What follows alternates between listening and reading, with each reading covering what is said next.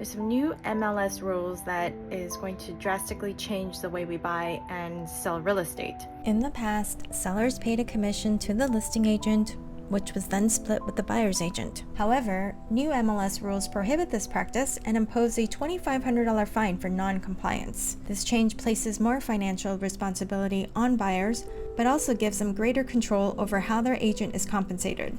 Under the new rules, buyer representation agreements are now mandatory. These agreements must clearly outline the fees, services, and duration.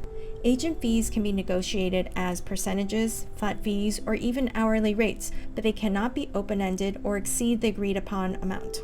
The duration of these agreements can vary, ranging from per property to 90 days with an option to extend. With buyers now responsible for agent fees, sellers can use concessions strategically to enhance their property's appeal and drive higher demand. Sellers may offer credits for closing costs, which buyers can use to cover their agent fees. This shift increases transparency and empowers buyers to negotiate their agent's compensation.